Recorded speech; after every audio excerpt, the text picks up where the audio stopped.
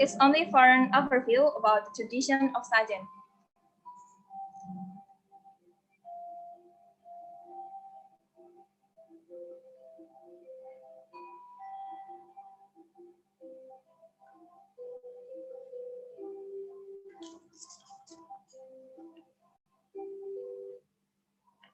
Okay, sajen is the traditions of offering stuffs that are put together. Sajen is still carried out and cultured in Japanese society, which still holds the tradition. But for modern society, there are also those who think that sajen is occult, mystical, and irrational. Based on Dinawati's research at 2010, mentioned that sajen is seen as a form of Javanese religious culture. Javanese traditions and actions have always held to two things. First, on the philosophy of religious and mystical life, and second, life ethics that uphold the morals and degrees of life. The goals of the community in carrying out this sajen, among others, is to serve the ancestors, which is manifest by sending some food and other ingredients called ubo rampe, or side dishes in Javanese rituals, which are believed to reach the ancestors. The aims of this research project are to determine the perceptions and the perspective of traditional and modern farmers about the meaning of sajen and to know the philosophy and the biological effect of sajen on agriculture. This research project uses methods that are in accordance with analytical study, that are interview, literature, and internal sampling. In internal sampling, the small numbers of informants can explain a lot of information compared to many sources who may not know and understand the information. Based on the results of interview with Mr. Kusti, he mentioned that sajen is solely for offerings to the ancestors as a form of belief that the ancestors, or in Java it's called lelembut, and in English it is invisible creatures, will give blessings and bestow the harvest. We also conducted an interview with Mr. Tarsun. He also mentioned that sajen is a form of asking for offerings to the goddess of rice, or in Java, it's named Dewi Sri, so that the harvest will be bountiful and protected from pest.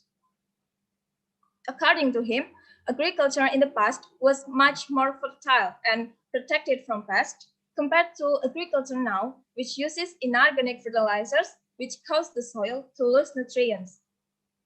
We conducted an interview with Mr. Nikita Sulaiman Akbar. He said that the use of sajen is slowly disappearing during the modernization of agriculture when the Indonesian Agrarian Revolution program was launched, or in Indonesia, it's commonly called the Green Revolution. He said that the installation of sajen was not just a ritual, but also described what it was, then the content of each component in the sajen we use.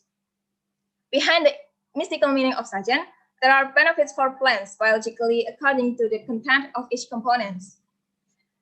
The quantity and quality of agricultural product from the use of sajen, it can be said to be still lacking in quantity. Meanwhile, in terms of quality, it can be said to be good because it's proven that the rice produced from using sajen, if cooked, can last for 2 to 3 days until it's stale. He added that the word lelembut, or invisible creatures, which actually meant microbe, was misinterpreted by traditional farmers to mean spirit. Based on him, we produced data that the sajen stuffs have their own philosophy and biological effect. Some of this will be explained by my partner. The first is kemenyan, or in English it is called incense. In the sajen, kemenyan is burnt because, according to the philosophy of Javanese society, the smoke from the burning of kemenyan becomes a means of praying for protection from the spirit. Besides, essential oil and kemenyan considered to be promising ingredients in botanical formulations. The second is banana tree trunk. It is placed in a sajen container and should not be stepped because, according to the philosophy of Javanese society, if you step on it, it is believed that it will cause a person to experience mental disorders. Meanwhile, seen from the content, banana tree trunk contains 16% calcium, 23% potassium, 32% phosphorus, and nitrogen as a photosynthetic stimulant for greening leaves and forming organic compounds. The third is tobacco. It is burned together with kemenyan. According to the philosophy of Javanese society, Tobacco is symbolized to a means of reflecting delight of the heart and face with the aim of being able to attack someone with targeted in the same situation. Someone in the equation is spirit. The ability of tobacco to kill sting bugs is due to the chemical compound contained in it, namely nicotine. The ability of nicotine to kill sting bugs is due to the fact that nicotine is a neurotoxin that can react very quickly. The fourth are flowers. In the Sajen, using flowers that come from the grass. In our place, it is called Kamboja flowers. According to the philosophy of Japanese society, Kamboja flowers are believed to repel reinforcement and prosperous for agriculture to run without any hindrance. Based on McGregor research, insects choose the flowers because of the stimuli they like, such as color, smell, shape, nectar, pollen, and so on. The flower nectar can attract the pests to the tree. The fifth are bamboo leaves. According to the philosophy of Japanese society, bamboo is trusted in grooming and selling to get bountiful harvests. Based on Purana research, bamboo leaves contains active substances, namely flavonoids, polysaccharides, chlorophyll, amino acids, vitamins, microelements, phosphorus, and potassium to improve cell structure and plant growth. The six are Excel and Yolk. According to the philosophy of Japanese society, eggs symbolize fertility. So, by using egg, Japanese hope to get a lot of agricultural products. Meanwhile, seen from the content, egg contains 95% calcium carbonate weighing 5.5 grams. This calcium content can strengthen the plant and stimulate the root growth. Meanwhile, since a cake egg yolk can stimulate growth of prospective fruit or seeds, making the fruit flavorful and taste sweet. And the last one is coconut water. According to the philosophy of Japanese society, coconut water symbolizes the fertility which provides prosperity in everyday life. So, by using coconut water, Japanese hope that agriculture will prosper.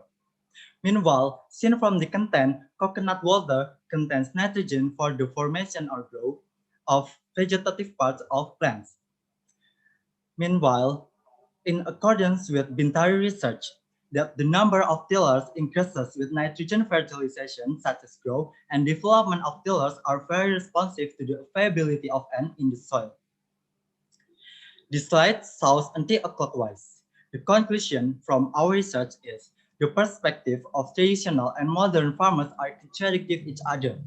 Traditional farmers consider the sergeant to be done because of hereditary mindset. Meanwhile, modern farmers reveal that the sergeant has the potential as an agricultural system. Apart from being a sergeant of gratitude to the ancestors, sergeant is also beneficial for plants because of the staff of the sergeant. So, as an agricultural system in the past, it also potential to be expanded in the future. So, thank you for your attention, ladies and gentlemen.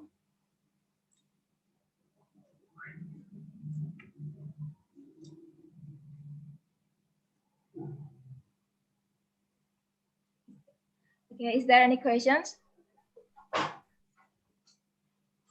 Yes, I would like to ask two questions. Well, first of all, thank you very much for your great work, especially since it's also teamwork.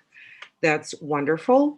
I have one serious question and one question that might appear silly. Please forgive me if that happens.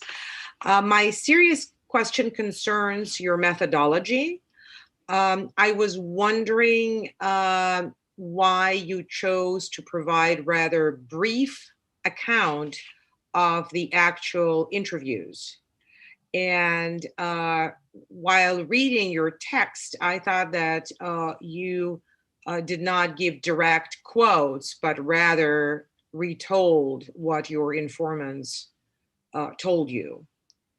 So that's my first question. And my second question is, when the usefulness of Sajjan is discussed, and some of these elements or stuffs are not well known to other ethnic groups or countries, others, such as eggshells, are well known as a fertilizer.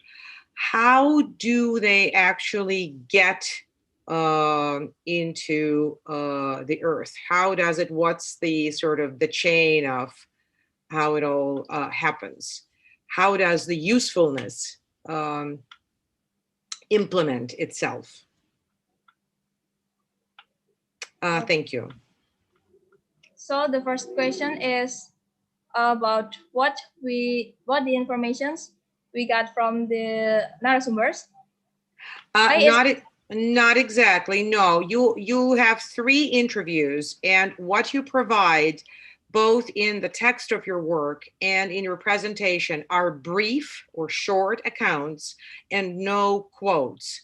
Why did you choose such an approach? Maksudnya?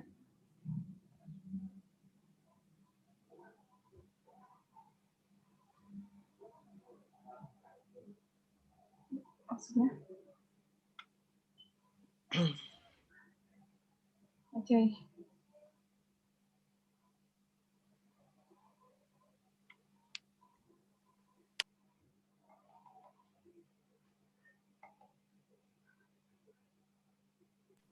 Would you like me to type the question, type it up?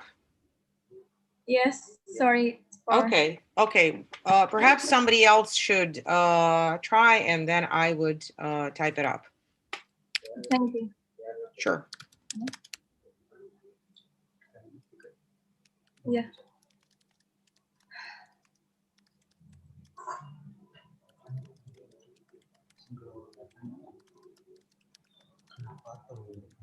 Iya, itu yang ditanya sama dia. Kamu yang jawab. Pertanyaan kedua kan kenapa dulu menimbulkan fertility infertility?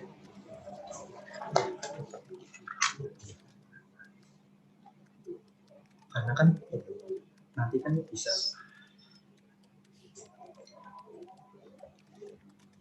Why you choose not to quote your informants and only provide rather brief accounts of what they told you? The first question is why you chose not to quote your informants and only provide rather brief accounts of what they told you. Ini maksudnya kenapa nggak tulis semua informasinya ya? Okay. Sorry, I will try to answer your first question. Mm-hmm.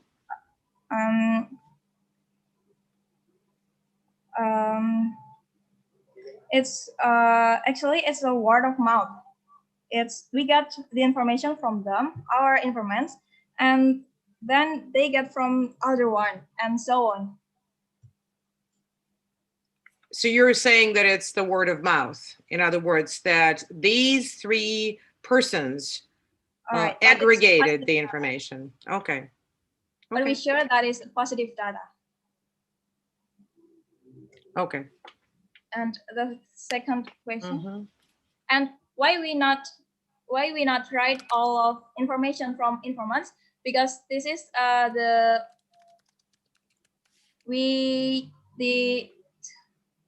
technique,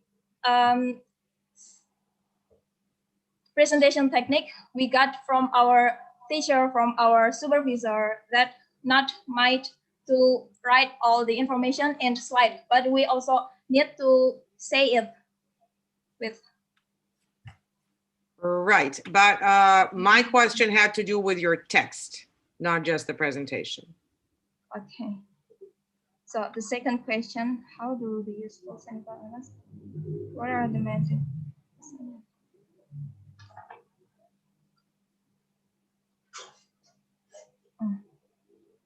Okay. Actually, that we got the information from interview, so that we this is an analysis analysis, and we got it from interview, and then we need to analyze with literature study. Okay. So we are not doing experiment or other experiment in laboratory or anything. We used method literature study. Mhm.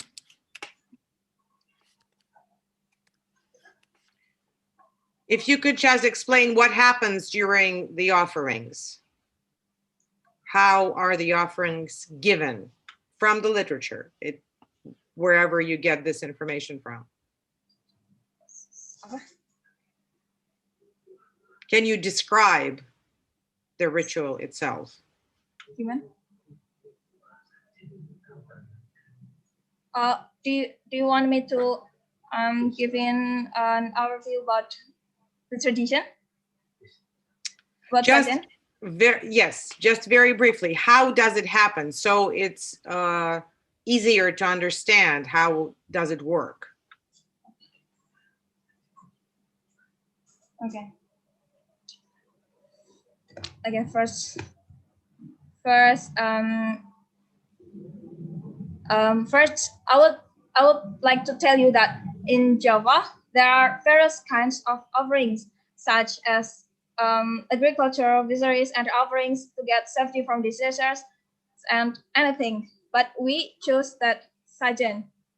We chose this sajen for analytical study. It's not a complex analytical study. So sajen is that offering stuff that are put together. The traditional farmers have the perception that sajen is given for the ancestors, for an invisible creatures, for spirit. But we also conducted an interview with modern farmer. He said that sajen has a benefits for plants. So we need to analyze that. We need to prove that is it real or not. But we also not doing an experiment in laboratory because it's on social research. All right. So we use the literature study and okay. Then, Okay, thank you. all right. From Indonesia, sorry, but your time is up.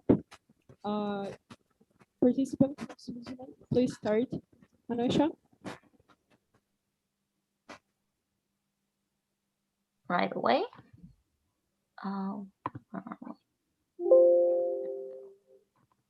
Can everybody see my screen? Yes, we do see it. All right. Well then, my name is Anusha Spesha, and I would like to present to you all today my project, Madman on a Journey, a comparison of Homer's Odyssey and the science fiction series Doctor Who. Now, given that the title of this project is rather self-explanatory, I would like to quickly explain to you how it is that I came to my topic. My goal was to compare a very old piece of literature with something completely unequivocally modern. What finally led me to the comparison of the Odyssey and a modern television series was the fact that I discovered a parallel between books 9 through 12 of the Odyssey with the, in modern television, commonly used Monster of the Week formula. This allowed me to formulate my hypothesis that there are parallels between the Odyssey and Doctor Who. And the mentioned parallel is one that is also discussed in my paper itself.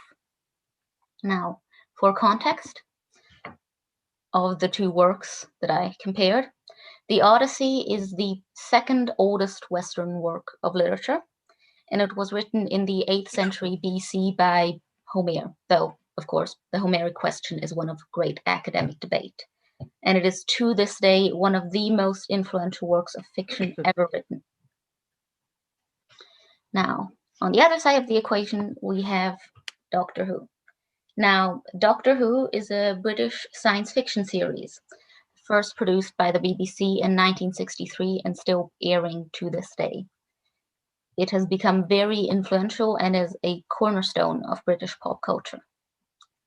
The show tells tale of the Doctor, the titular main character, who is a time-traveling alien who travels through time and space with companions and saves the day, a person, a place, a planet, the world, stories of that ilk. Now, through my project, I found truly many parallels between these two works, which I divided into 3 main chapters. The first of these chapters, Parallels in Creation, discusses similarities between the contexts in which both works were first written. The second chapter, Parallels in Content, discusses similarities in the corpora of the actual works, the bodies of work, such as character comparisons. And the third chapter, Parallels in Structure, discusses, for example, the similar or dissimilar, as it were, use of narrative devices in both works. I will present to you all one example out of each of these categories. For an example out of Parallels in Creation, we have that both stories were told over extended and significant periods of time. The Odyssey was sung for presumably centuries before it was ever written by countless different voices.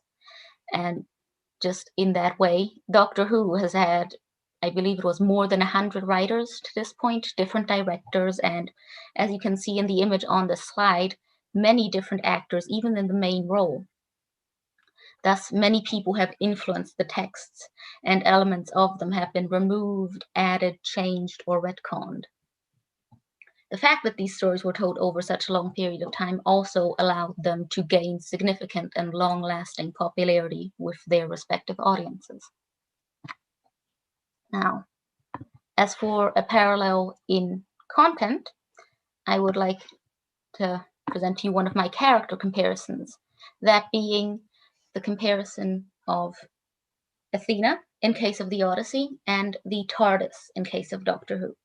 Now, the TARDIS is the spaceship in which the main character of Doctor Who flies through time and space, but she is also a character in her own right. Both of these characters fall into the mentor archetype, and they both have similar relationships to their protagonists. They are the element in the universe that the stories take place in that distinguish their protagonists from every other character in the story. They are always there for and they always support their respective protagonists. And the fact that their relationship is something special is even acknowledged in the texts themselves. As for example here, in a quote from Nestor about the relationship between Odysseus and Athena. I have never seen gods so openly showing affection to a man as when Pallas Athena took her stand at his side for all to see. And also on the slide, you can see a screen cap from an episode in which the consciousness of the TARDIS, the spaceship, is transferred into a humanoid body, which allows her to actually openly express the fondness that she has for the Doctor. Now, these two characters are also similar in the regard that they serve a similar narrative function, that being that they are both, the goddess and the machine, a deus ex machina. Now, a deus ex machina is a theatrical and literary plot device originally in ancient Greece, in which the actor playing a god would come out of the machine, the stage works, to solve whatever plot the main characters were engaged in. Athena and the TARDIS both act as a deus ex machina in multiple occasions, and through this save their protagonists. For my parallel in structure, I have chosen the comparison of two devices which, at first glance, would appear to be medium-specific, that being the use of epithets in the Odyssey, and that of musical themes or background music in Doctor Who, or television in general. Now, epithets are sentence fragments which the storytellers use to complete verses. They describe situations, actions, environments, or people. But they can also be specifically used to emphasize an aspect of a scene or character, or remind the listener of a different scene in which the same epithet was used. Musical themes serve much a similar function. They can, for example, show us that a character is being particularly heroic in a moment, or they can remind us of a different scene in which the same theme was played. Both are storytelling devices that can evoke specific emotions by better describing a situation or recalling a different scene altogether. Now, of course, I found many, many more parallels through this project, and I would like to discuss more of them with you, but we do not have the time. So I would like to leave you all with this. I believe that through this project, a general deeper understanding of both stories and works of fiction in general was gained. And of course, the hypothesis was proven true. There are many parallels between these two epic stories. Homer's influence can be found in many, many modern stories. And the comparison of something so modern with something so ancient has brought me to, I believe, a deeper understanding of storytelling in general.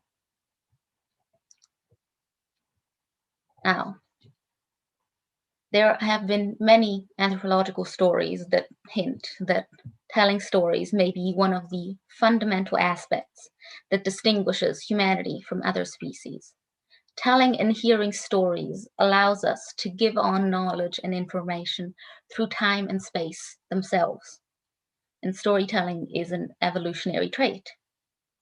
Such a theory is, of course, supported by the fact that stories conceived now 3 millennia apart have so many obvious similarities. We still like and are enraptured by the same kinds of stories as we were 3,000 years ago.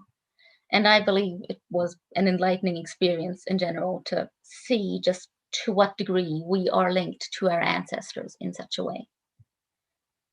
I thank you for your attention. I am available for any questions you may have, and here are the sources of all the images used in the presentation.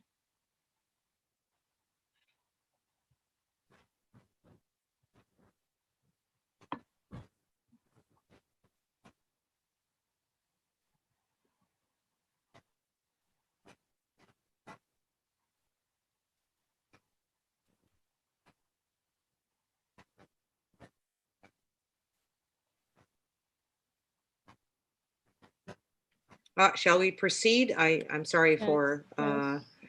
taking up the floor. Well, thank you for your most excellent work. It was really a wonderful experience to be reading it, and I mean it in every possible way. My question, again, might appear not a very academic one, but perhaps you'll turn it in the right way. What is your explanation, if you have one, for why Doctor Who provingly demonstrated so many parallels? Is it the power of Homer's work? Or is it the specific genre or a specific combination of people who worked? Do you have any ideas? Because you did mention that a large amount of modern day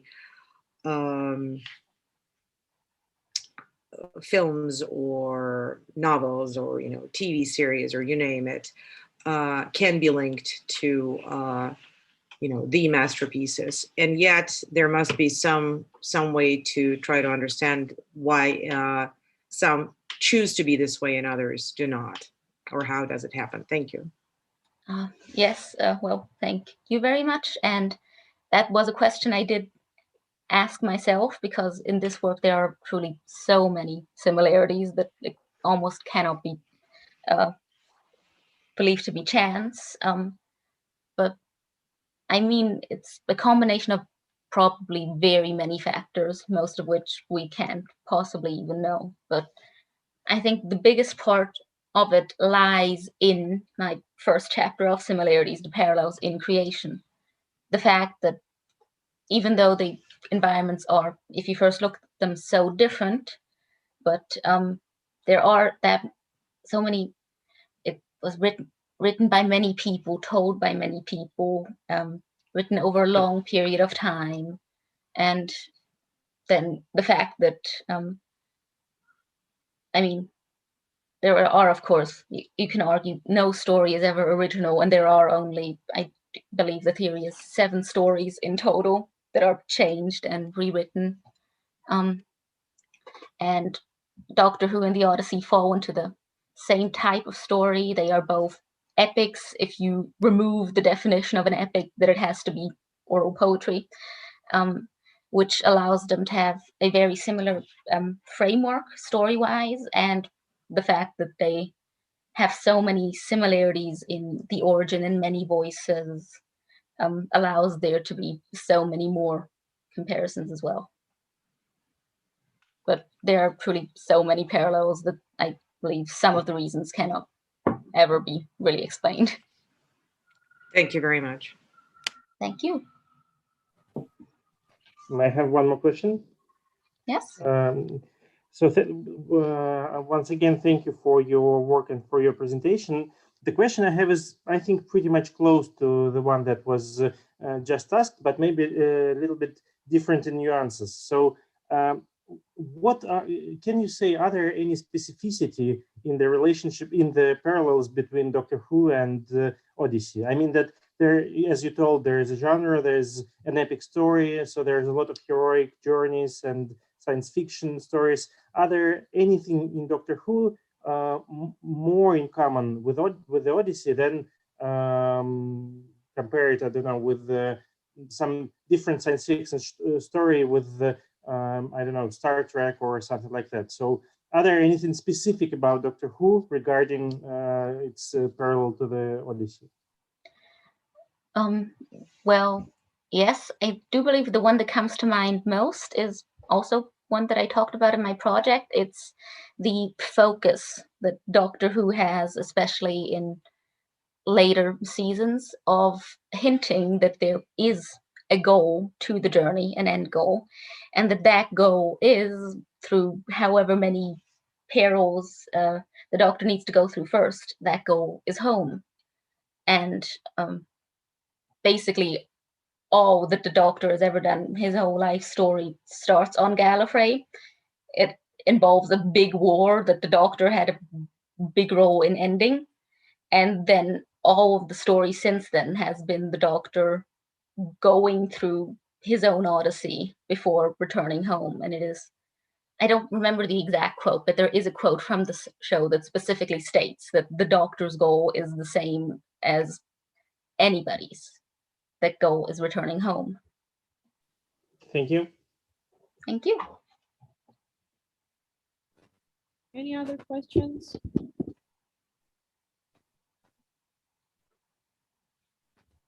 Okay, then I think we should thank the participant from Switzerland and move to the next one.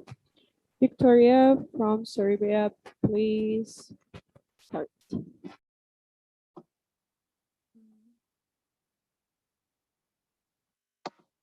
Hi.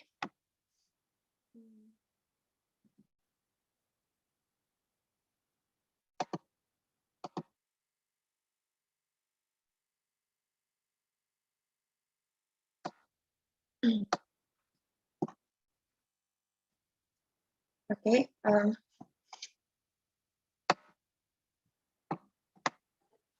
Hi, I'm Victoria Ivanovic. I came from Serbia, from Petnica Science Center, from Seminar of Psychology.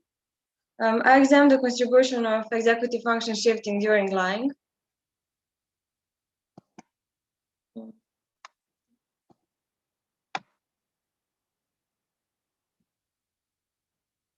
Executive function are the mechanisms that navigate numerous cognitive processes, like thinking, observation, and learning. And one of the executive function are executive function shifting. They allow coordination from attention. They allow the shifting attention from one to another task, which is the case when we are, example, trying to drive a car and talking to phone. We couldn't ask from participants to do something like this, but we can create the tasks which include these cognitive mechanisms. Shifting also influences new operation when there is another influence of previous experience. And that is a case during lying. during lying, we are trying not to be distracted by the information which we know, the true information, while we are created lies. Lying is intention of a person to fool another person by covering the truth, and lying include controlling the information and behavior, fast change in the flow of thoughts, quick production of false answer, and checking the sense of answer. In other hand, telling the truth is one automatic action, which is mostly easy task. Previous research shows that lying is cognitively more demanding than telling the truth, and lying requires coordination of numerous cognitive processes. Also, previous research shows that parallel performance of the task, which require the same cognitive mechanisms, leads to higher cognitive load. And previous research indicate that is the case during parallel lying, and that is the case with task of lying and task shifting task. And that is what we research in this study. We examined the influence of the executive function shifting task on lying. The aim of study was to examine whether executive function shifting are one of the mechanisms underlying the process of lying. This is our hypothesis. We assumed that telling the truth would take little time. Little more time would take parallel telling the truth and working on visual rotation task. And little more time we expected during parallel telling the truth and working on shifting task. We expected that lying generally would take more time than telling the truth, but we expected that parallel lying and working on shifting task would take most time. Also, we assume that the accuracy of answer in the task lying or telling the truth would be highest during only telling the truth.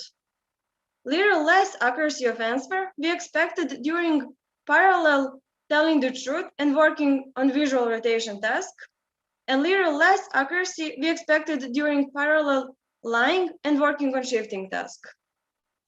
Generally, we expected less accuracy of answer,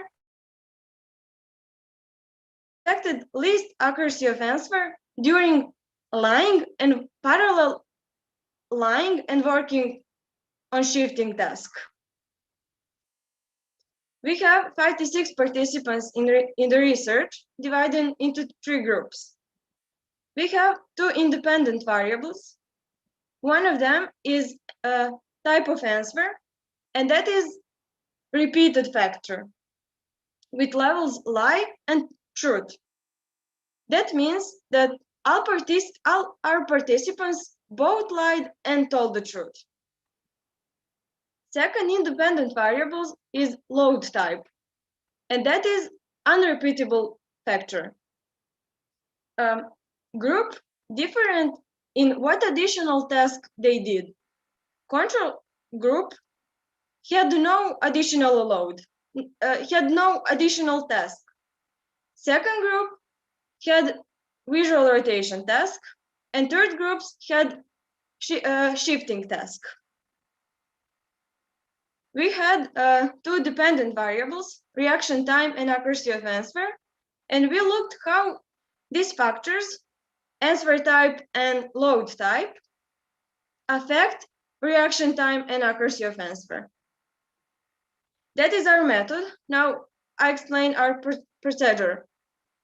Participants in control group had get instruction, watch the video about theft, then reply on question about theft by lying or telling the truth. They had to answer whether the statement about the theft was true. They had a question, is about statement true, yes or no? When statement was written with green color, they needed to get truthfully answer.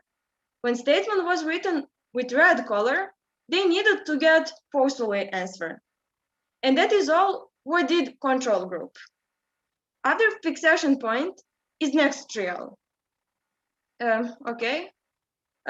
Group with visual rotation task did all this, but plus visual rotation task, which look like this. On the screen was presenting 4 pictures of one animal.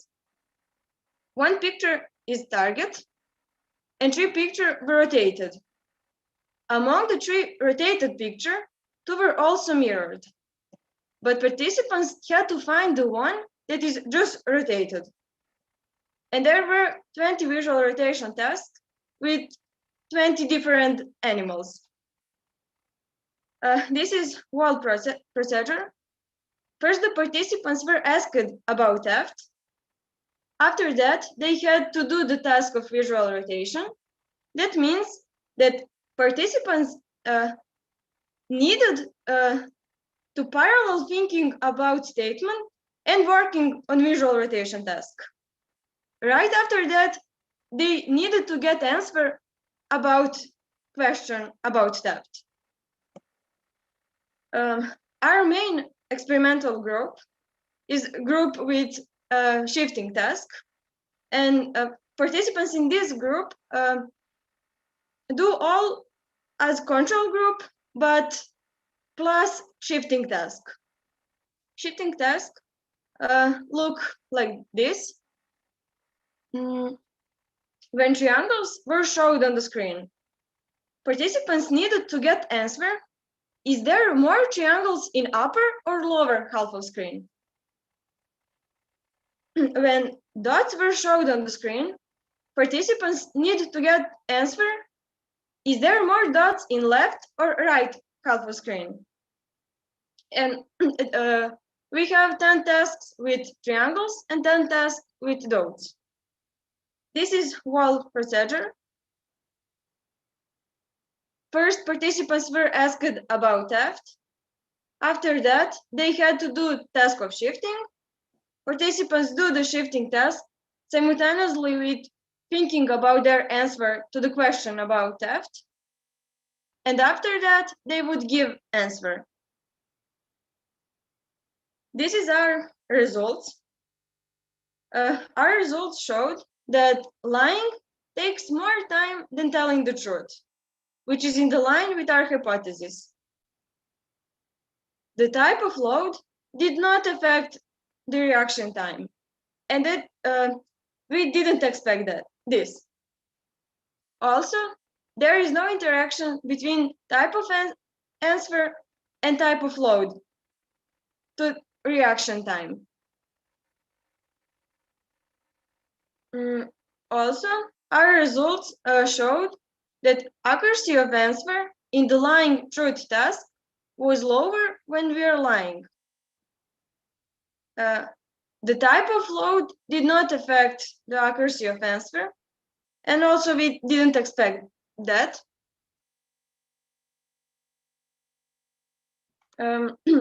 And there is no interaction between type of answer and type of load for the accuracy of answer.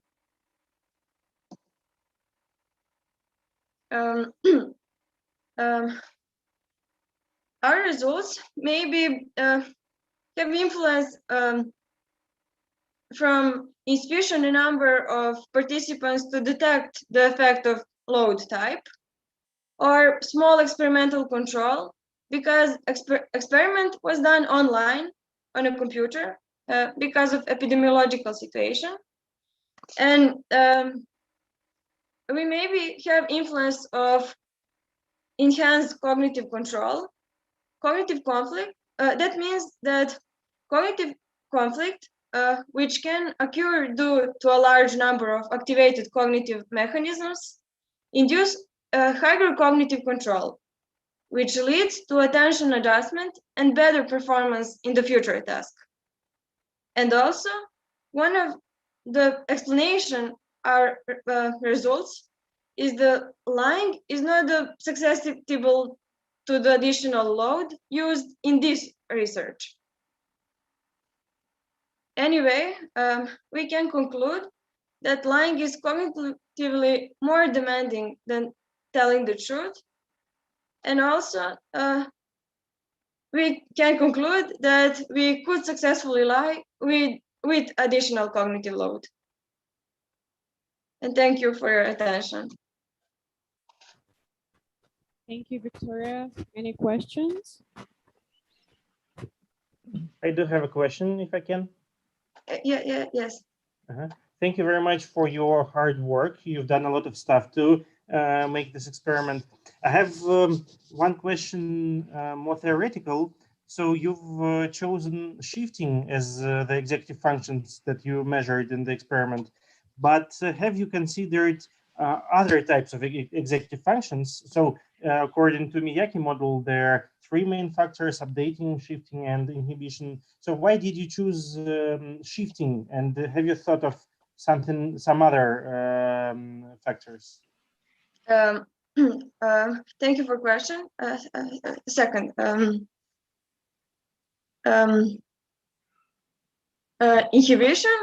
We have a model which shows that inhibition is one of the mechanisms during lying, but lying include more mechanisms than only inhibition. Inhibition is just one mechanism include this process, but shifting and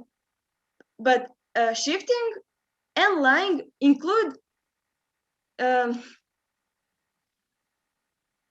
shifting attention from one to another task and have more.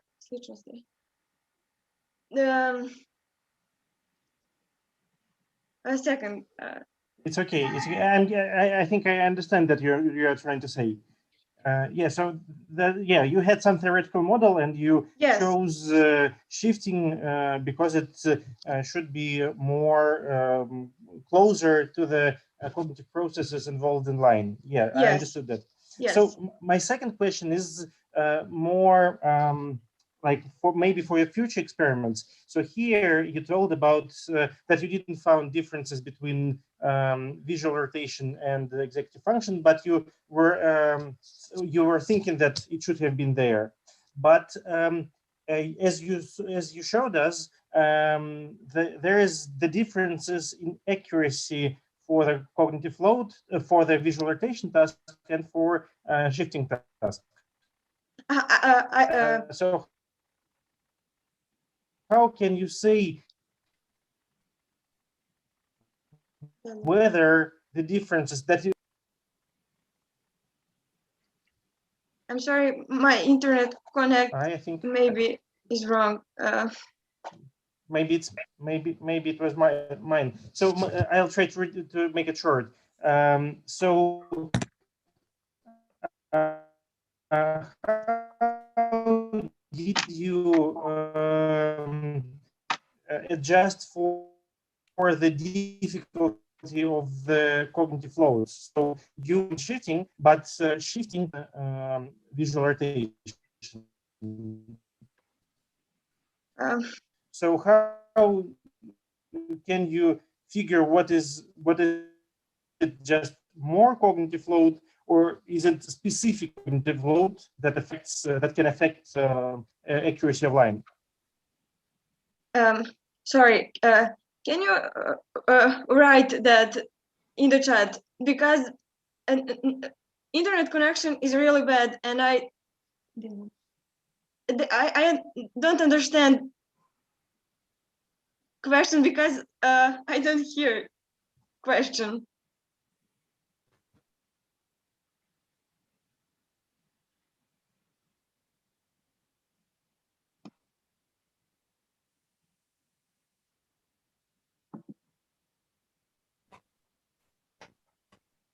While you guys are writing the question to the chat, maybe someone else can ask a question.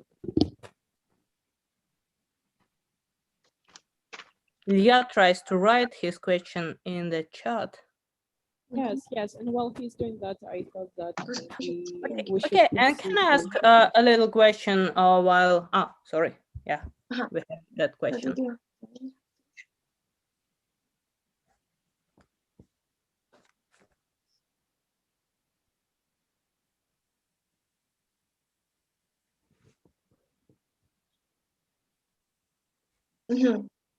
I think that I understand the question. Because visual rotation task is control task. Lying and visual rotation task don't activate same cognitive mechanisms. We in previous research that two things don't have some connection, some cognitive mechanisms. Заднички.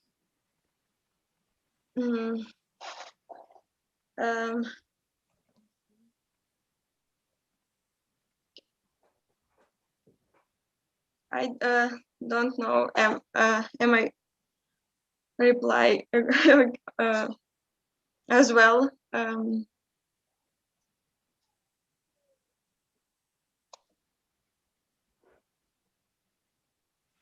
Thank you, and I'm really sorry. Sorry, and can I ask a small question too? Yes, of course. Sorry, what the problem with sound? Is it okay for you with my sound? Because I hear a big echo. No? Yeah, we hear you. Please. Okay, I hope Just all a is quick reminder, Victoria, you have about 5 minutes left, and we will switch to. yeah. I try to ask a small question. So did you have any difference between the concept true and lie and the concept correct and incorrect, or correctness and incorrectness during your research? So was it any difference between lying and incorrection? Well, lying in experimental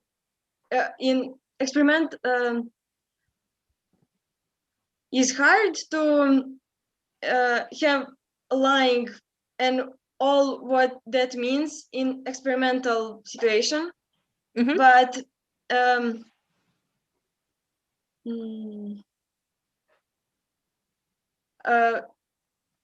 get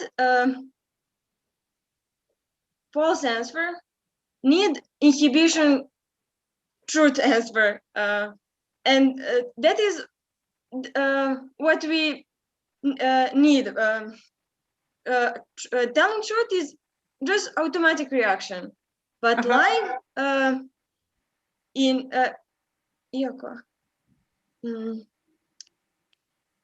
but lying and telling incorrect answer include inhibition truth answer. Okay. And that is enough because we want to show are there many different in this phase.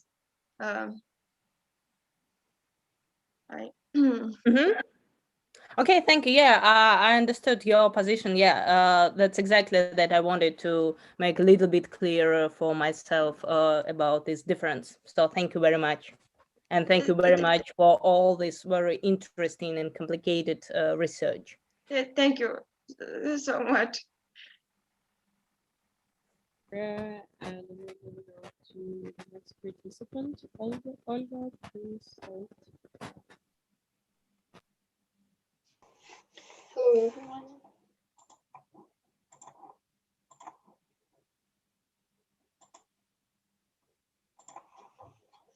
Can you see my screen? Yeah, that's good. We see all the presentation. Yeah. Then I can start. Hello, my name is Olga Irodskaya. I live in Murmansk, Russia. I'm studying in the 11th grade at the Murmansk Academic Lyceum. Allow me to introduce the results of my study, gender aspects of distant learning organization. The urgency of the study can be explained by the most massive experiment in the history of Russian education that happened in April 2020 due to the rapid spread of the COVID-19 infection. The process of complete and sudden transition to distant learning caused a lot of difficulties and problems for both students and teachers.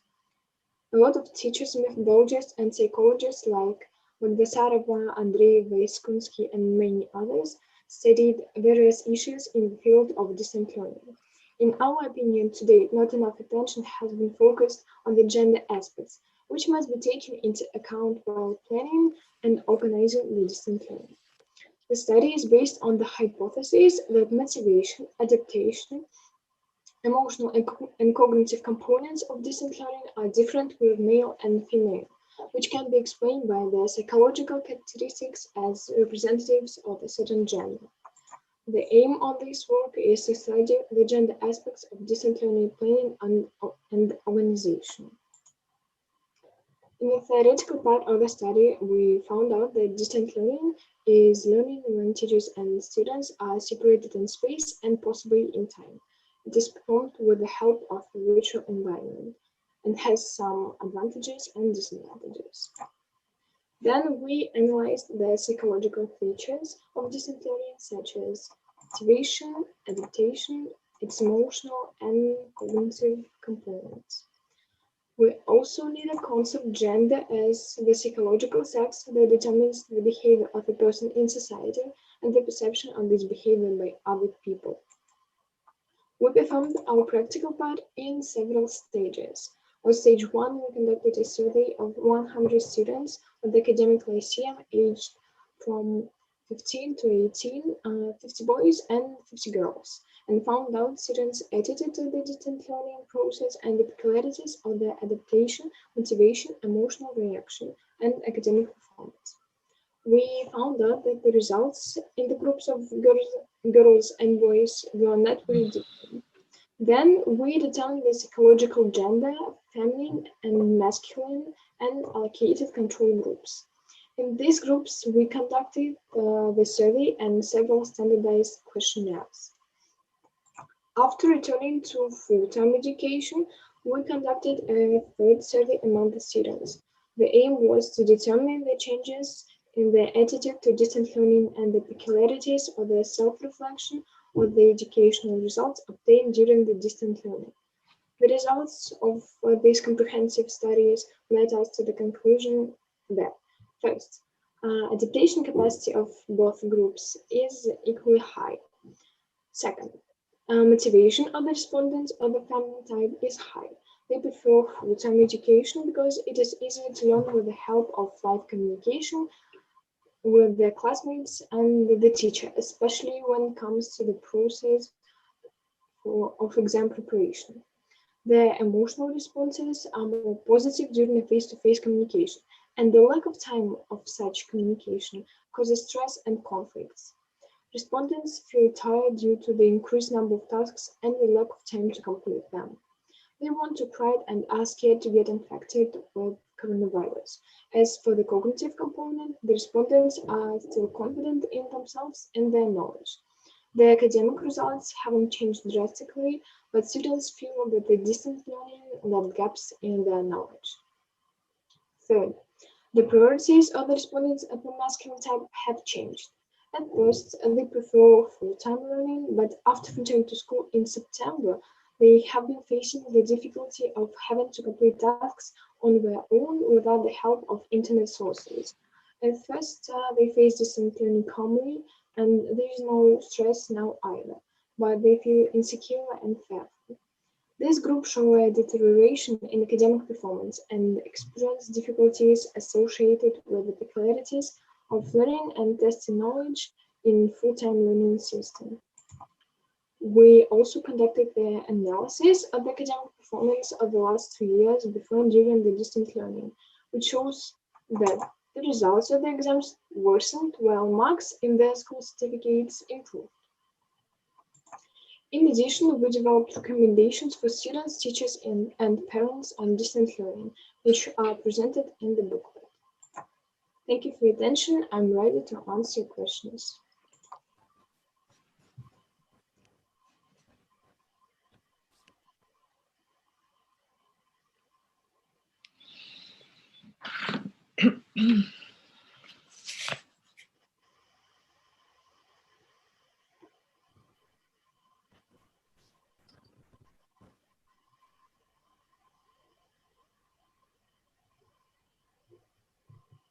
Can we ask the questions?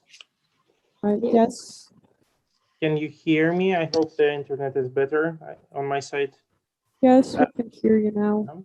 So my question is, maybe I didn't get it 100% correct. So you said that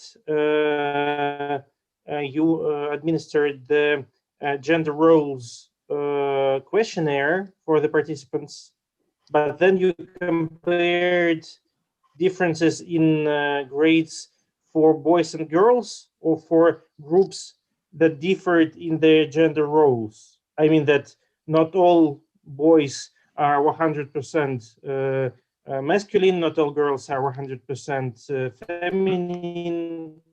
So how did you differ between these gender roles and just biological sex of your participants? Mhm.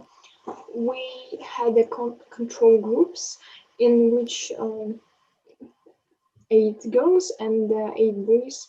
Boys with the masculine type and girls with the feminine type. To know the control results, to create recommendations which can help all students. I answer your question? Maybe can you try once again? So you compared differences between boys and girls, or between groups with different roles. So not all boys are masculine, not all girls are feminine. We told about gender roles, and we analyze them. Thank you. Got it. Thank you. Please. Okay. Thank you for your presentation. It's always an interesting topic to discuss. Could you give examples of what you mean by masculine and feminine attitudes towards education? For example, teachers need to create lessons in. They need to talk students how to clearly how they need to do the tasks as for the boys, and for the girls they need to motivate them and support in the school life, for example. I don't think I could hear you very well. Could you please repeat? So for the boys, the teachers need to do what? For the boys and for the masculine type, they need to plan and organize the educational process, and talk about how boys need to do the tasks clearly. So boys need more instruction. Yes. In other words, boys are less self-organized. Yeah. Even though you're talking about teenagers and not elementary school level. Even for teenagers. Okay. Are there any other differences between masculine and feminine style of learning or attitudes towards learning? Girls and feminine type are more emotional, so they need support from teachers and from parents, while boys not so emotional. Okay. And do they get upset easily? Do they laugh? Which emotions are you talking about? We talk about stress when they can't do the tasks, for example, and they get upset. Yeah. And I will perhaps go back to the question that was already asked. So do you find, or did you find that all boys are boys and girls are girls? No, we have about 50 boys and 50 girls, and only mm, and only 29% of respondents were feminine type, and 29 masculine type, and 42% androgyne. Okay, so perhaps it's time to revisit gender roles. Maybe. Yeah. Just asking. Well, thank you very much. Thank you. Thank you for the questions. Thank you.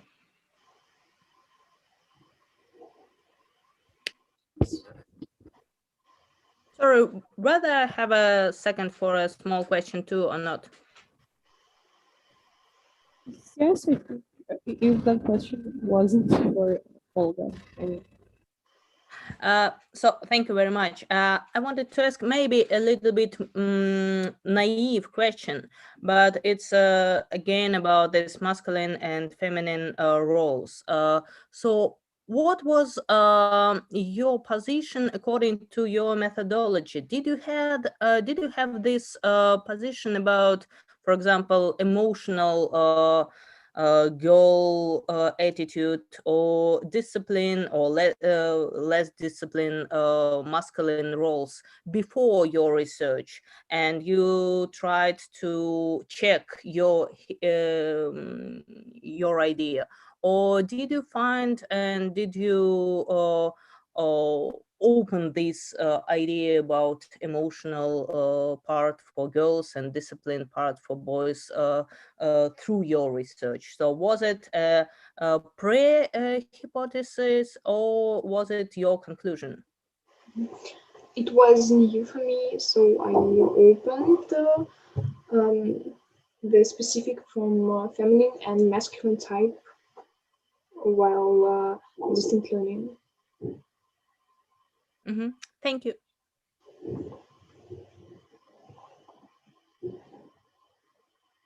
Any more questions? Okay, then we move to the next participant. Konstantin, please start. Yes, 1 second.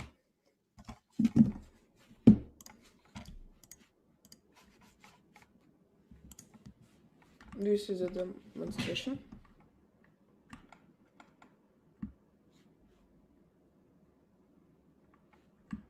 Everybody see the presentation? Yeah, that's So, good afternoon, dear members of the jury and the participants of the International Online Forum. My name is Sigalov Kostya. I'm a student of the 7th grade of the Engineering and Technology School of St. Petersburg, Russia. I would like to present to your attention my research titled English Acronyms in Virtual Communication. The research was performed under the scientific supervision of my English teacher. First of all, I would like to explain what acronyms are. An acronym is an abbreviation of a single word or a whole phrase, which becomes an independent word. For example, many people know the acronym IMHO, which is formed from the first letters of the phrase, in my humble opinion. So the subject of my research is acronyms themselves. I studied the acronyms that are used in virtual communications, such as SMS, chats, forums, and social networks. As an object of my research, I chose the history of acronyms, the reasons of their appearance, the methods of forming acronyms, and their role in English language. The aim of my research was to find information about acronyms and to create a dictionary of meanings of the most popular English acronyms. At the beginning of my research, I suggest two hypotheses. Firstly, that acronyms are not only a way of word formation, but they are also a way of saving time. And secondly, that many internet users don't understand the meanings of acronyms. I set the following tasks: to find out the history of acronyms, to identify methods of forming acronyms, and to conduct a survey among internet users and also to create a dictionary of acronyms used in virtual communication. My research consists of theoretical and practical parts. In the theoretical parts, I used analytical research methods. I studied information from the internet and articles by linguists devoted to this problem. I found out the reasons of the appearance of acronyms and their role in the English language. I also identified 6 ways to form acronyms. In the practical part, I used such a research method as a questionnaire. I conducted a survey among internet users about the knowledge of various acronyms.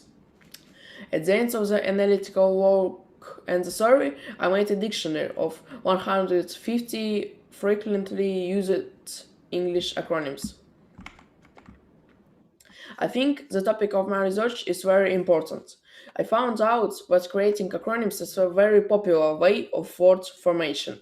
Today, the internet plays a huge role in our lives. Most people who use virtual communication or SMS messages try to save time on the network. That's why there are lots of lexical and graphic acronyms. Nowadays, acronyms are very popular, so they received their own name, DSpeak, digital speaking. DSpeak now plays an important role in the English language because using acronyms became a standard for people in virtual communication. So I think that it's necessary to know the basic acronyms in order to fully understand your conversation partners. In the theoretical part of my research, I found out that acronyms appeared in the late 20th century together with the virtual communication and SMS. Young people had an idea of shortening English words in a special way. Really quickly, this language became very popular among the people who used SMS and internet. The main idea of acronyms is to reduce the volume of a text. When written, acronyms are about 5 times shorter than a word or a phrase. So I proved the first hypothesis of my research, that acronyms are a way of saving time. In the theoretical part of my research, I also identified 6 main methods of forming acronyms, such as using the first letters of each word and phrase, using symbols, using letters and numbers of their combinations, removing letters from the word. You can see the examples of the acronyms on the presentation slide. I think that knowledge of the principles of forming acronyms will help internet users better understand their meanings. In the practical part of my research, I conducted a survey among internet users of various age groups to find out their knowledge of acronyms. The survey showed that 80% of respondents knew and understood modern English abbreviations, and 63% of respondents often used acronyms in virtual communication. I also found out that most of the people who neither knew nor used acronyms were adults. At the same time, 67% of respondents said that they needed more information about acronyms. So I proved the second hypothesis of my research, that many internet users don't understand the meanings of English acronyms and need more information about acronyms. So I have achieved all the aims set by myself in the beginning of my research. I found out the history of acronyms. I analyzed hundreds of acronyms and could identify 6 main ways of forming acronyms. I proved the research hypothesis. I created a dictionary of the meanings of acronyms used in virtual communication, such as forums, chat, SMS, and social networks. I think that my research has a practical value. Today we can meet acronyms in all spheres of our life: political, economical, technical, but most often they are used in written virtual communication. At the same time, the language of acronyms doesn't have any rules, so it changes very quickly. So I believe that it's necessary to study acronyms. My research can help to learn how to correctly understand and use acronyms. And the dictionary what I prepared can be a good help for English language learners, teenagers, internet users. On this slide, you can see a page from the dictionary what I created. The dictionary contains acronyms, their meanings, and translations into Russian. The portrait was made by Konstantin Tsigalov. Thank you for attention. I'm ready to answer your questions.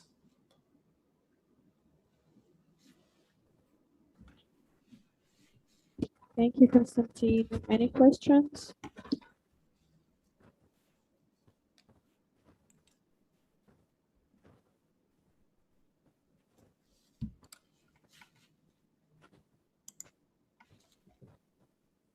Yeah, can I start? Yeah. Yeah, thank you. Thank you, first of all, for your interesting presentation. And I had 2 questions. So first of all, was about your theoretical part. When you started with the idea that you search some linguistic works about acronyms and internet language. So do you remember any works or any interesting research on this topic? And the second question was about the idea that so maybe am I right or not? You provided a small survey to understand whether people use these acronyms or not. Yeah. And I had a question to the methodology or to the process of this investigation. What question did you answer these people? So okay. was it a question like, do you use any acronyms in your language? Or do you use any words like chat, imho, lol? Oh, I can repeat my questions to other people. Mm-hmm. Let's start with first question. I was searching, I was surfing the internet, like the Wikipedia and a lot of sites and forums.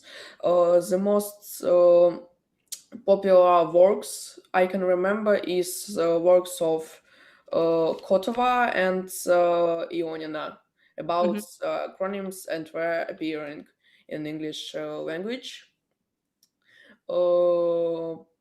About the second question, the question was, are you a teenager or an adult? Do you know what acronyms are? Do you use acronyms? And we offer some acronyms, and people have to write a translation of them. So the last question was, do you need more information of acronyms?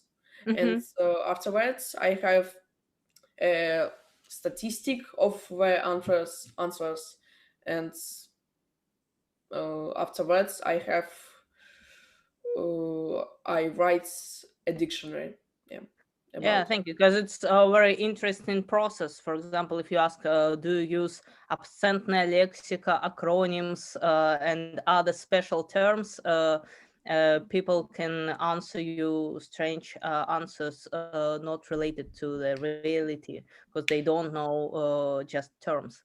Yeah. Thank you.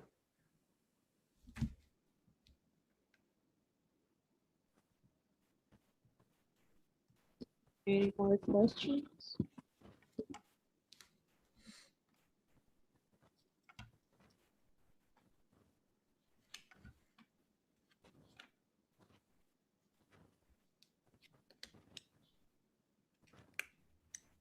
Okay, I think we can move to our last participant. Naida, please start.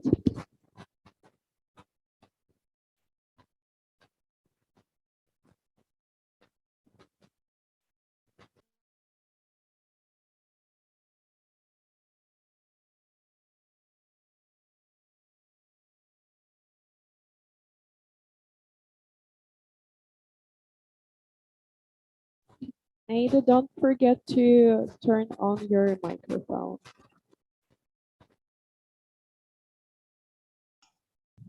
Do you hear me? Yes, we can hear you. Okay. Do you see my presentation? Yes, we can see it. Okay.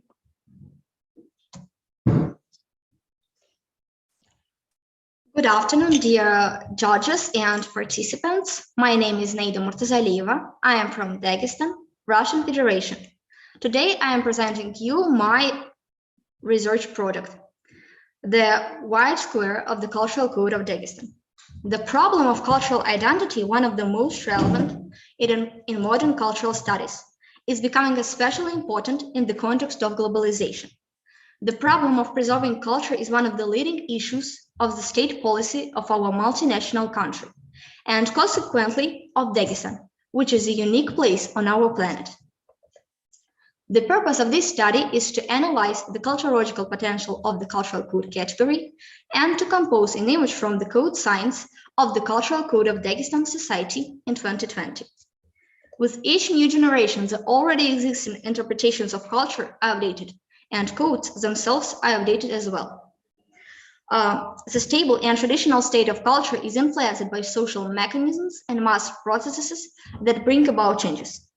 But at the same time, the image of culture retains its individuality due to the stability of certain characteristics. Of the various methodological approaches, we noted the semiotics approach. A person selects and structures his knowledge of the world and his experience via cultural science. The experience of representing culture as a code system and its implementation through works of art is well described in the work of Soviet scientist Yuri Mikhailovich Lotman. The Italian scientist Umberto Eco stated that the code was actualized in a transition from the world of signals to the world of meanings. In our research, we applied Eco's method, which is offers to read a culture through decoding the system of its codes for perception, recognition, transmission, taste, rhetorical and stylistic codes, etc.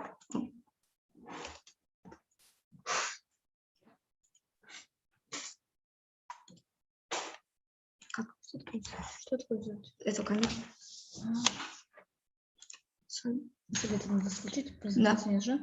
Нет. На камеру переключить все. Нам понадобится. Сейчас что тебе нужно? Это камера. Ты не будешь здесь переключать? Сейчас тебе пока нужно это? Нет, вот это. Поняла. Что нам надо? Переключайся. Of the cultural code of Dagestan. Why a white square? The square is a symbol of stoppage and stagnation. It is an anti-dynamic figure. The white color symbolizes not only purity, virtue, and joy, but also emptiness and disappointment. In my work, the white square is a symbol of an anxiety and fear for the loss of cultural memory and arrest of cultural development. We couldn't help but feel that the people of Dagestan were losing their important cultural values, and there was little hope for their preservation. But the year 2020 turned our world upside down. The people united in order to help each other. Some donated funds to charitable organizations. Some collected them. Some bought and delivered food to those in need. During the pandemic, the cultural codes of unity and cohesion have surfaced in our cultural memory. Doctors fought for the lives of many people and put their own at risk. Medical student volunteers came to the aid of doctors during the hard times. While the older generation often scolds young people, these young people showed courage at the right moment and came out to help each other without hesitation. One such volunteer is Surakar Sanbekov. He and a team of associates decided to become volunteers to help people, and he said that he was proud of his teammates who should be viewed as setting an example for others. This proves once again our treasure is the people who can save the cultural memory of our Dagestan. In order to find out how the cultural code of Dagestan is seen, we carried out a survey, a study. A questionnaire and interviews were used as research tools. In total, 140 respondents took part. During the survey, we found out what images, symbols, signs, and personalities people associate with Dagestan. According to the result of the survey, the majority of respondents answered that the sign and symbol of Dagestan is an eagle. It is depicted on the coat of arms of Dagestan, and in addition, the eagle is a proud, majestic, and brave bird soaring above the clouds. It reflects the character of the Highlanders and their strong spirit. The majority of respondents named the Derban fortress Perankala as the code of recognition, and Hinkal as a code of taste. Furthermore, in our work, we wanted to show the most recognizable personalities. Based on the result of the survey, the majority of respondents believed that it were Rasul Gamzatov and Habib Nurmagomedov who were the persons with whom Dagestan was associated in 2020. Rasul Gamzatov was a legendary Dagestan poet who had a huge impact on its culture. He is known not only in Russia, but all over the world. He loved his land, cherished it, and sang about it. Habib Nurmagomedov, who is undefeated wrestling champion, shares a similar love for his land.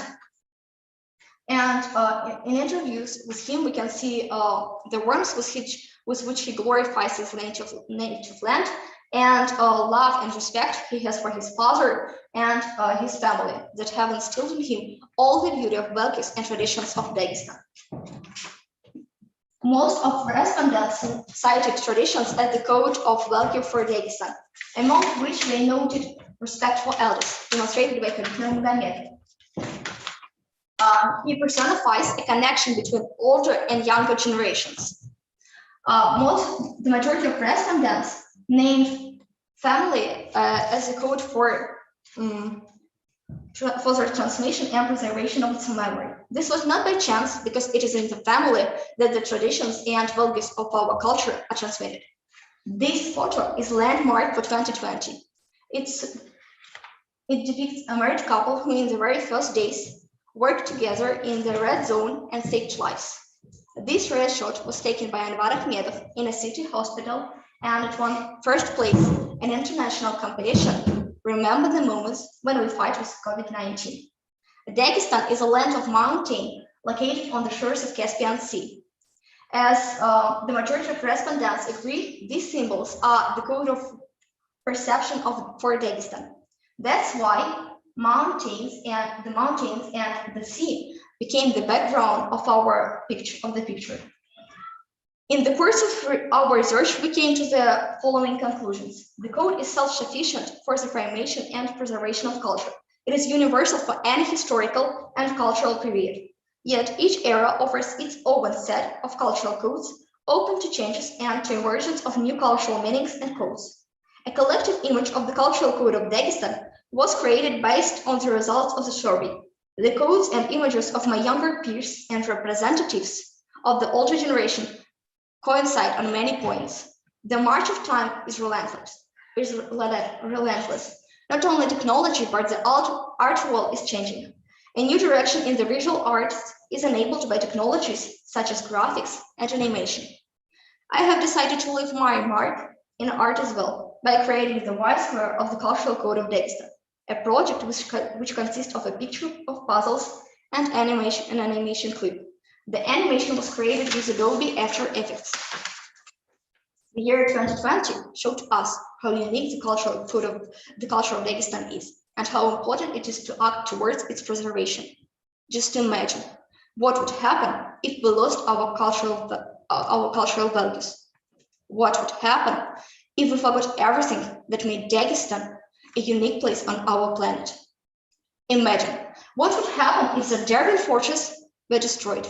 It would disappear from our cultural memory, and the white square would take its place. What would happen if we stopped studying the works of Rasul Gamzatov, who prized our culture and extolled our values? He too faded from our cultural memory, and the white square would take his place. What would happen if we stopped respecting for elders? The white square would be occupied. What would happen if we stopped appreciating the family? Its place would be taken by a white square. We are already forgetting many of the personalities and traditions of Dagestan, which are part of our glorious past. But how can we tend to know our history well? But how can we live without it? After all, if we don't solve this problem, the white square will grow. We can't let this happen. We must preserve our culture, and only then our culture will soar like an eagle over Dagestan. Thank you for your time and attention. Also, I want to show you an animation clip that we do One second. Yes. Mhm.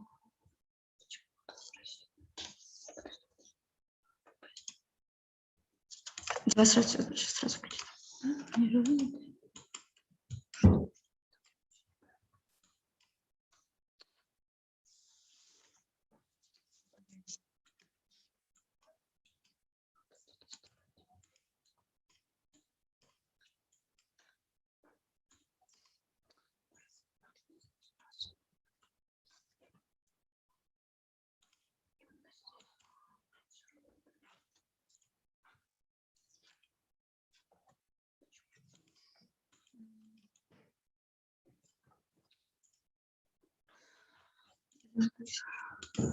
Закрыть презентацию надо.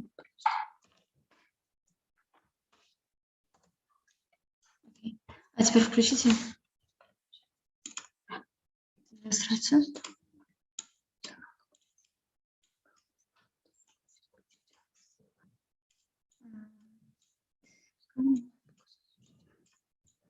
We have some problems. I can't show you our animation clip.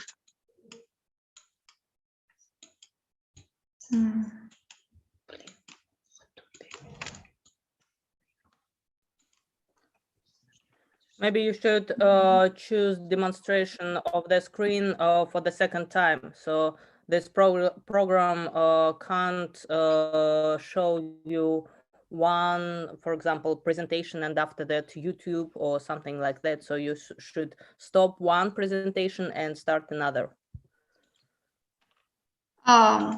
We stop presentation and we can't show you animation clip.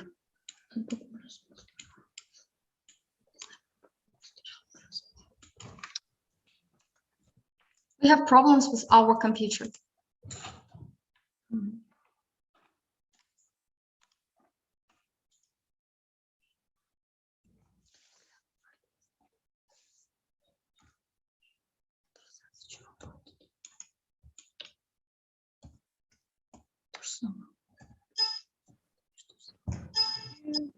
You can send it to the electronic mail and then I will show it on from my computer.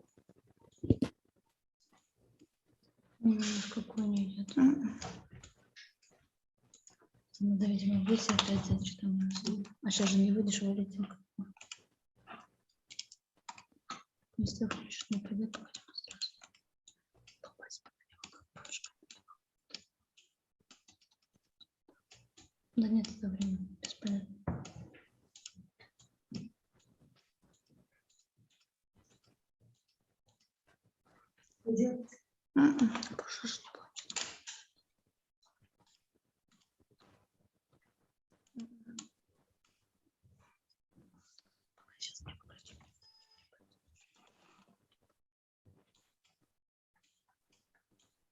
Тоже ноутбук можно снова.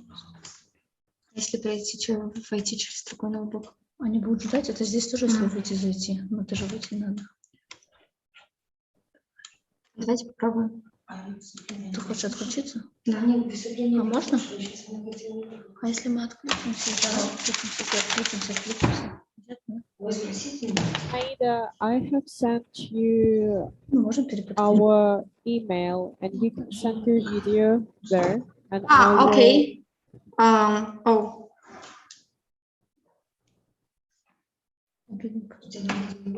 No. Подождите. 1 second. Сейчас.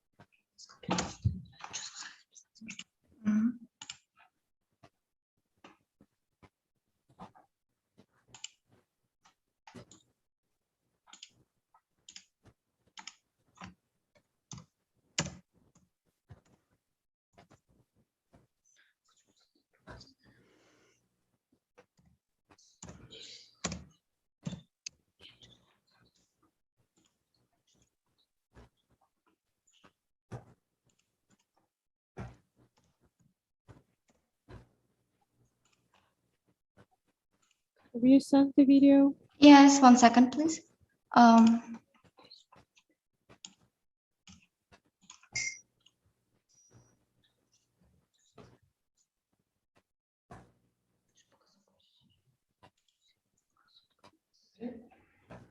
Yes.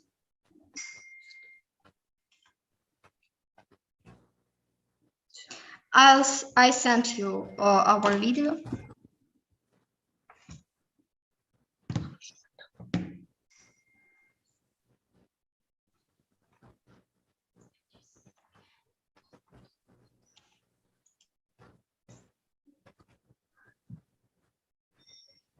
I sent it for you. Yeah, I heard it, but I didn't see it. Maybe the problem is okay. I'll message you another email. Currently, I've sent you the corporate one, but you can send it to my personal. Maybe.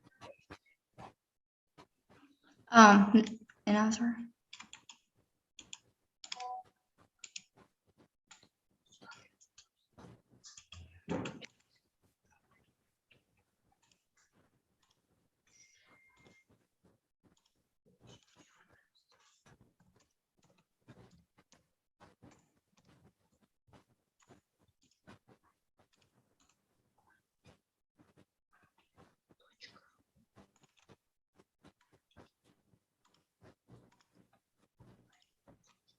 Yeah.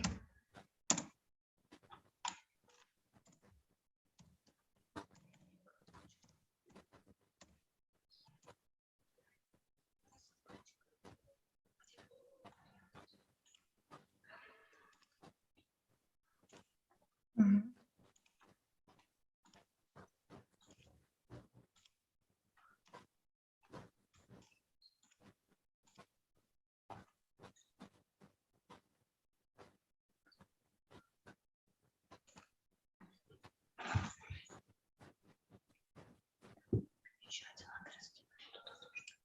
I sent it.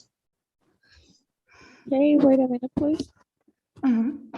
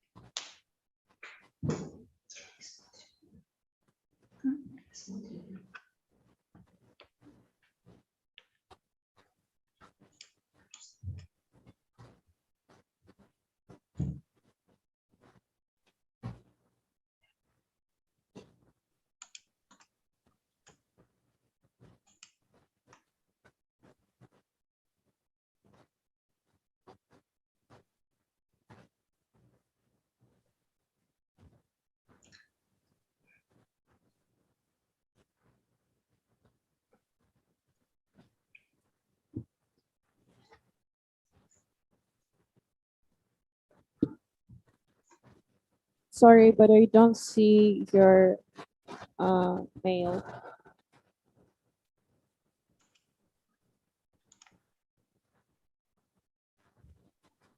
Oh.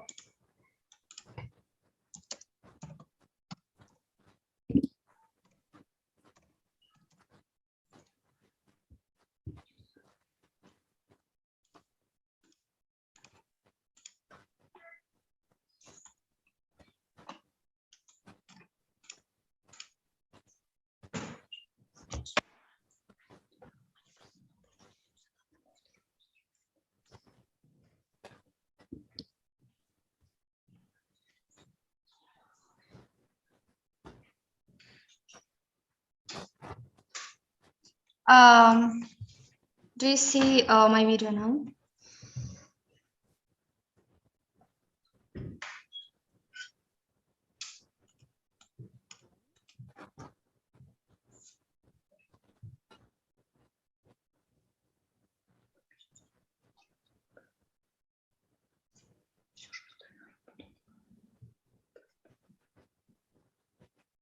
Oh, okay. Yes, finally, I can see it. Okay.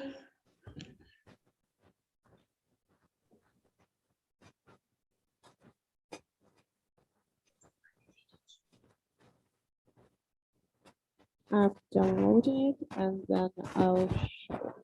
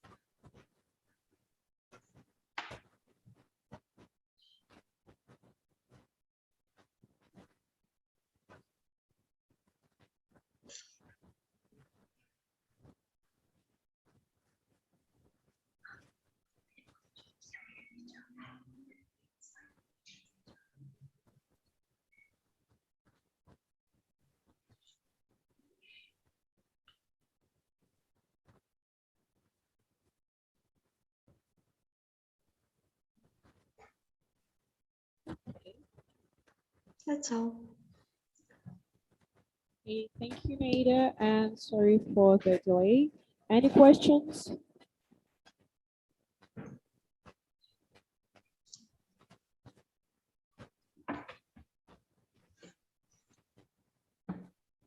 Does anyone have any questions?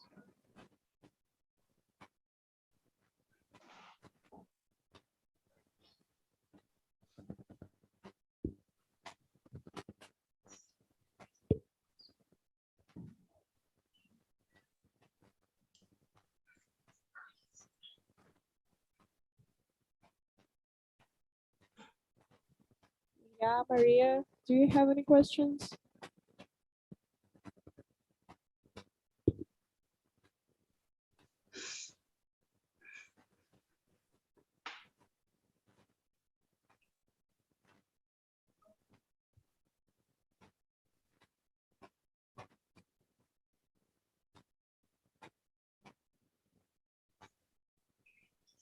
Okay, let's wait just a little more. And while we're waiting, I want to ask you a question. What inspired you to do this project? Why I decided to do this project? Yes. Oh, last year I was on competition, Большая перемена. Maybe you know this competition, and on this competition, a lot of people, a lot of children from all cities of our country came to the Dagestan, and when I saw them, I understand that I don't know my culture, and I want to, and that's why I decided to study my culture, and we do some research about it, and that's why we wanted to show to do this project. Okay, I see. Thank you very much for your project. I think everyone enjoyed it. And still, is there anyone else who wants to ask any questions?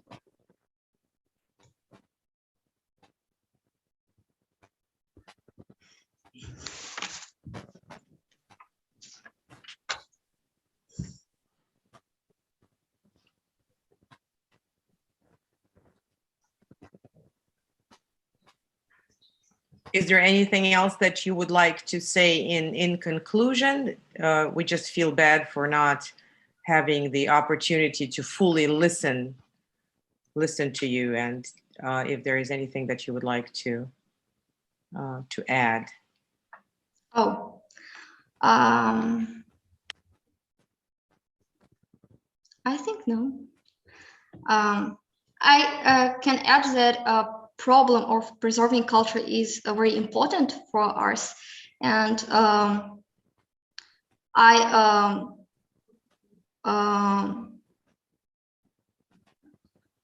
showed this project for my classmates and for another children, and with them we understand that we must preserve our culture, and that's why also we want to do festival about our culture. And on this festival, a lot of people of our republic, a lot of children, we wanted to do this festival in our school, and a lot of children from our school can know more about their culture. And I think it is very important for us, and we must do a lot of festivals and a lot of lessons about our culture, because it is very important for us to preserve it. And thank you. And when you say, and I'm sorry that I'm behind a black bar, when you say our culture, do you mean the culture of different ethnic groups that live in Dagestan? What is our culture to you? It's a very important question. How do you define it? What's your definition of, quote, our culture, unquote? There is a lot of nationalities in Dagestan, and there is 102 nationals in Dagestan, and there is a lot of languages in our republic, but there is a lot of nationals, but we are very friendly, and we help to get each other, and we don't think which is nationals. So it's the culture of the people and the peoples Yes. of Dagestan. Yes. Okay. People and ethnic groups, many of them, just like you said. Okay, thank you. Thank you. Oh, hope you can. Hope you can hear me. Yeah, no? I hear you. Yes, we can hear you. So yeah, that's great. I had some problems with connection because I could see you and hear you, but you didn't hear my question previous 5 minutes. So I wanted to ask you where or how, according to the process of your research, how did you find all that symbols? So what was the process of constructing this cultural code according to Umberto Eco's and Yuri Lotman's idea of cultural code? There is a lot of codes in semiotics, and we choose only codes which helps us to make a picture. And there is other codes, but a lot of them is don't we can't choose them, because now, like rhetorical and stylistic codes, we can use it in literature, but codes of taste, codes of recognition, we can choose in culture.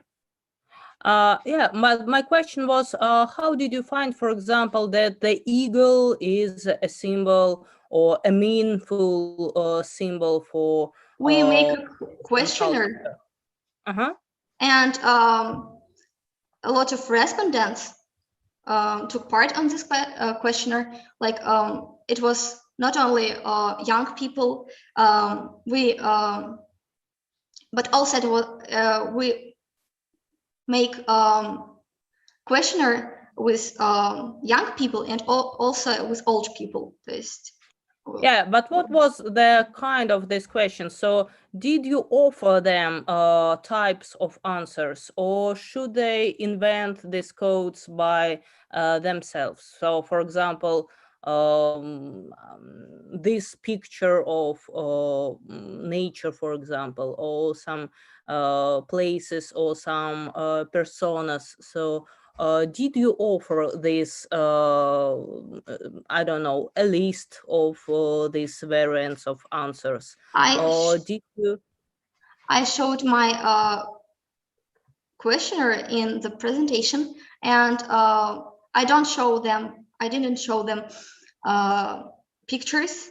I answered them. How do you think? What is sign and symbol of Dagestan? How do you think? What is person of Dagestan? And they asked on this question. Like there's a lot of ways of answers, but we used the most popular answers. Mm-hmm. Thank you. Thank you. Questions?